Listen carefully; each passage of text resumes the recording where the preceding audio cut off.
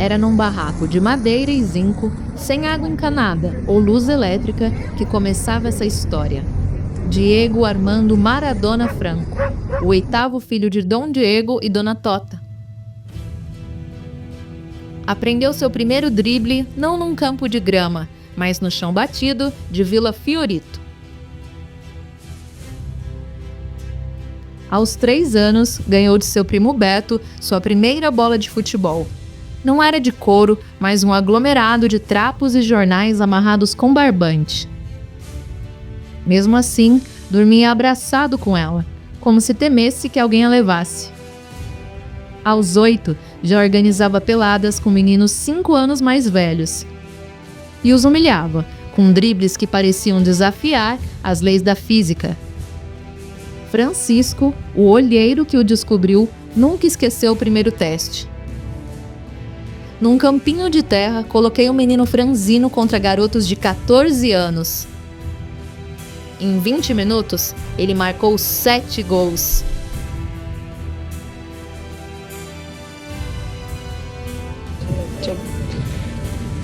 Não era habilidade, era magia pura.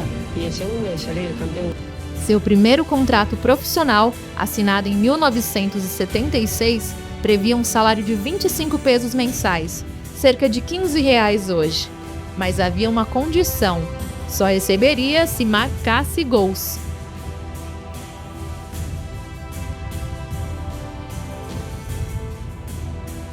Em 20 minutos, ele marcou 7 gols. Nos treinos, ele ficava 2 horas depois de todos. Quando a gente mandava ele parar de treinar, respondia que não estava treinando, mas só se divertindo. Antes de dormir, repetia 500 toques de bola contra a parede do quarto. Aos 12 anos, em 1973, com 1,42 m de altura, 38 quilos, mais de 4 quilômetros corridos por dia atrás de bolas perdidas, tinha 92% de aproveitamento em dribles, muito acima da média de 31% da categoria. –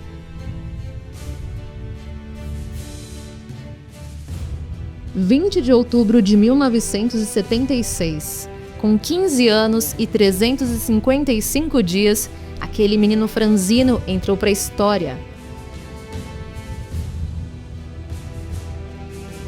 O mais jovem a jogar na primeira divisão argentina.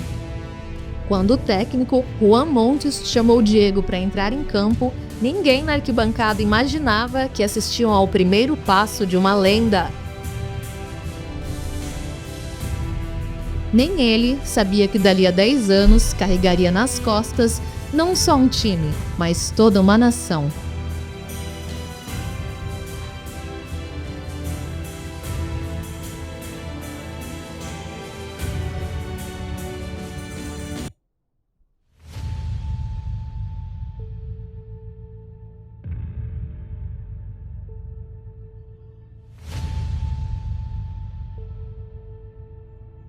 Enquanto Buenos Aires dormia, um garoto de 18 anos transformava o estádio do Boca Juniors em seu laboratório particular. Às 3 da madrugada, sob holofotes fracos, Diego repetia incansavelmente o mesmo movimento. Recebia a bola de costas, girava sobre o próprio eixo e finalizava no ângulo. 300 vezes, 500, até que os dedos dos pés sangrassem. Era 1981 e o menino que comia pão com banha em Vila Fiorito preparava-se para conquistar o mundo. O gol que definiu uma era surgiu aos 32 minutos do segundo tempo. Maradona recebeu no meio-campo, driblou 4 adversários como se fossem cones e, diante do lendário goleiro, executou o lance que entraria para a história. Uma cavadinha perfeita, seguida de finalização no ângulo superior. O técnico do River, Alfredo Di Stéfano, resumiu: "Fizemos tudo certo. O problema é que ele não é humano. Naquela temporada mágica, foram 28 gols em 40 jogos, 83% de dribles bem-sucedidos, que faziam de Maradona um recordista absoluto. E com mais de 7 quilômetros percorridos por partida e 14 assistências decisivas, Maradona teve um desempenho que fez o Barcelona desembolsar o equivalente a 42 milhões de reais nos dias atuais, o valor mais alto da história até então. Ele ligou para sua mãe, Dona Tota, em 1982, dizendo que iria para a Europa. E ela perguntou: "Filho, você sabe onde fica a Espanha?" Ele riu e respondeu: "Não sei, mãe, mas eles vão descobrir onde fica a Argentina." Mas o sonho europeu logo se transformaria em pesadelo. Aos 21 anos, longe de casa pela primeira vez, Diego enfrentaria sua maior crise. Uma lesão brutal que quase o afastou do futebol e um vício que o perseguiria durante toda a sua carreira. O sonho europeu. Glória e aflição no Barcelona. Junho de 1982. Diego Maradona pisava na Catalunha. O jogador mais caro do mundo. 12 milhões de dólares que pesariam como uma montanha sobre seus ombros de 1,65 m. O Camp Nou esperava um salvador, mas recebeu um jovem perdido em apartamentos de luxo. Chorava ao telefone pedindo à mãe receitas de milanesa. O menino de ouro enfrentaria seu primeiro inferno, a solidão do exílio. O diagnóstico chegou tarde: hepatite viral, contraída por condições precárias no hotel onde ficou. Seu nutricionista Ramon revelava: ele se recusava a comer a comida local. Viveu 2 meses à base de pão e Coca-Cola. Quando voltou, estava 7 quilos mais leve, mas guardava no peito uma raiva que explodiria em campo. –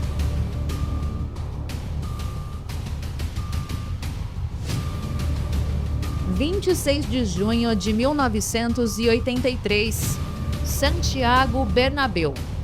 Num lance que durou 14 segundos mágicos, Maradona driblou a defesa inteira sobre vaias ensurdecedoras.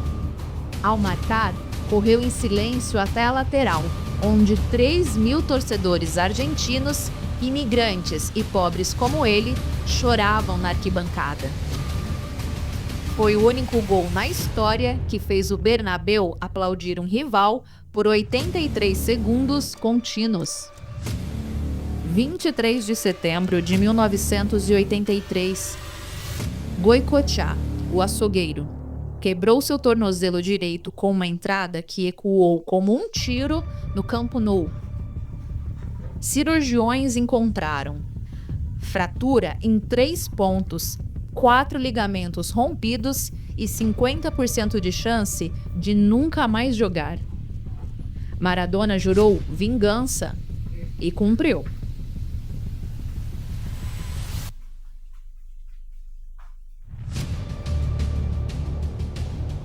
Na despedida do Barça, uma pancadaria histórica.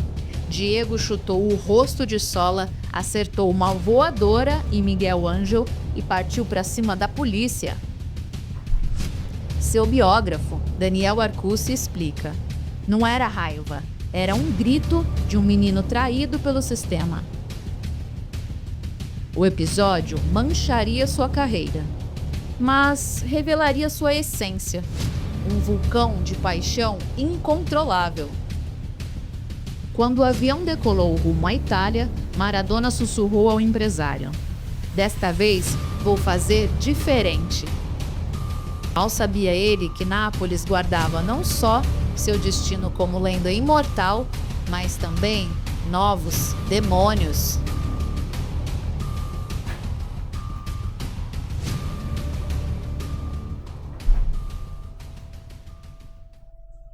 O rei de Nápoles. Glória, revolução e declínio. Quando Diego desceu do helicóptero no estádio São Paulo, não era um jogador que chegava, era um Messias. Nápoles, cidade esquecida pelo norte rico da Itália, viu nele a chance de redenção. Nas ruas, pichações anunciavam: ele não sabe disso, mas aqui ele é Deus. E por 7 anos, Maradona não jogou futebol, mas liderou uma revolução. Antes de Maradona, o time não teve vitória alguma em 61 anos. Uma média de público de 23 mil pessoas e a 12ª posição no campeonato. Com a chegada de Maradona, ganharam 2 títulos da Série A italiana, uma Copa da UEFA e o maior público médio da história, mais de 76 mil pessoas. 15 de maio de 1988, 35º minuto. Diego recebeu a bola no meio-campo, driblou 3 adversários com movimentos de capoeira e chutou com 30 metros de distância. A rede balançou antes que o goleiro reagisse. Anos depois, confessaria: joguei bêbado, bebi 2 garrafas de vinho no intervalo. Era o paradoxo Maradona: genialidade bruta, imperfeição humana. Sua ligação com a máfia napolitana começou como proteção, mas virou prisão. O chefão Carmine Giuliano o presenteou com uma Ferrari e a placa Diego 10. Em troca, pediu favores: aparições em casamentos de mafiosos e telefonemas a presos. A festa durou até 17 de março de 1991, quando um exame antidoping detectou cocaína suficiente para matar um cavalo. Quando deixou a Itália em 1992, 10 mil napolitanos bloquearam o aeroporto. Idosas carregavam fotos dele como santinhos. Crianças queimavam camisas da seleção italiana. Nas vielas de Forcella grafitaram: Diego, nos perdoe por não merecê-lo. O menino que carregava um povo nas costas partia quebrado, mas sua lenda jamais abandonaria aquelas ruas.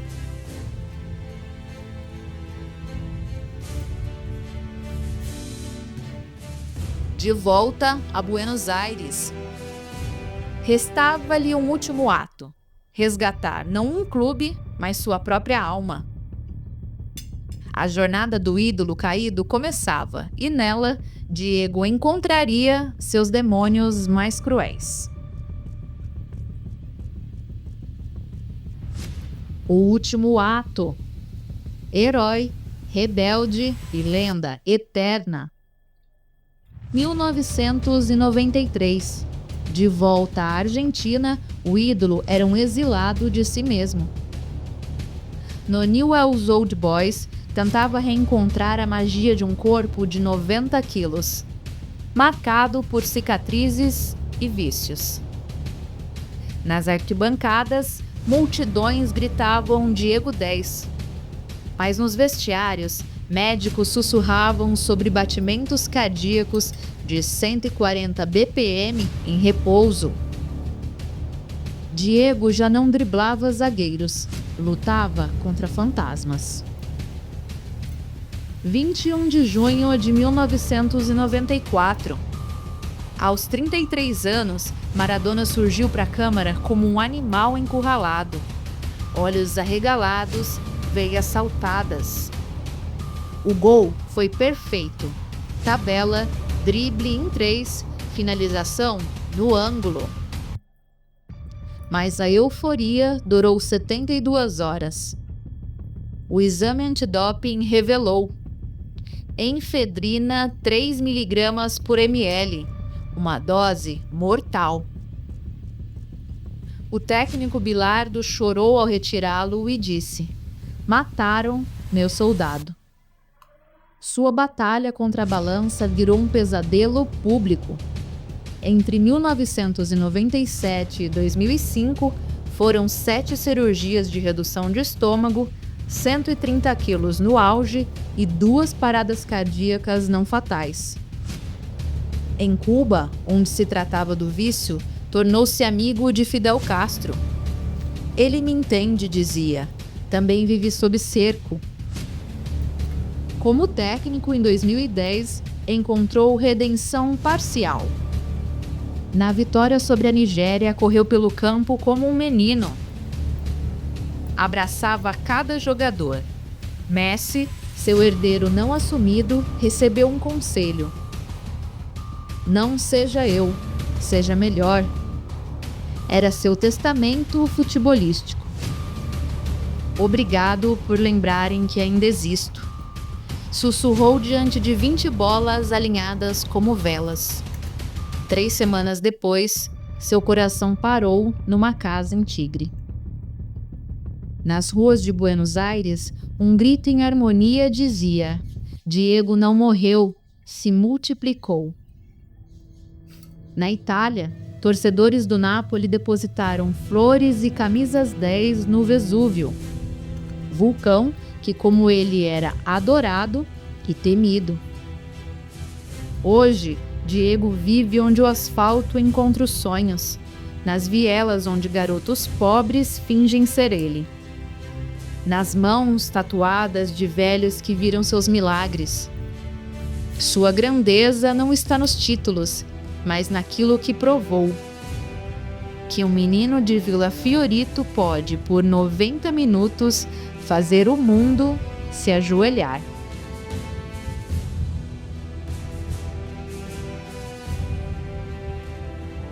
O legado imortal.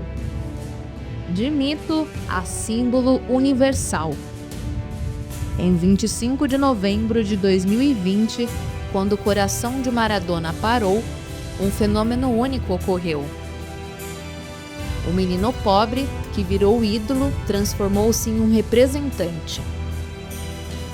Nas favelas de Nápoles, nas vielas de Buenos Aires e até nos campos de refugiados sírios.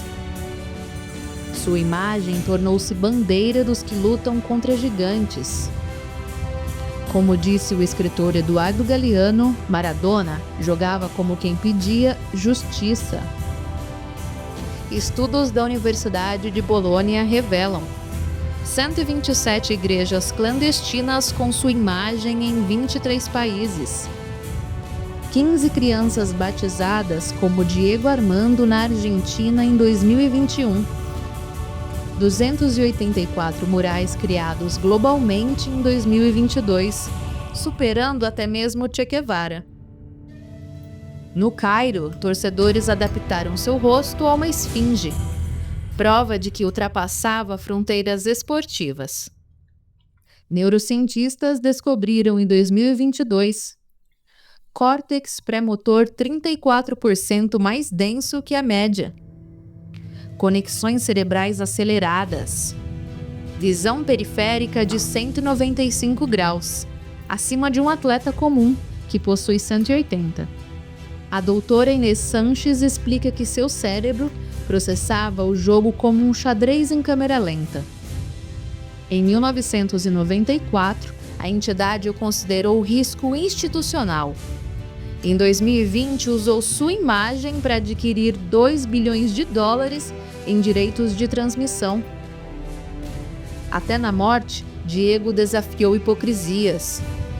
73% dos gols em Copas foram contra potências coloniais como Inglaterra, Bélgica e Alemanha.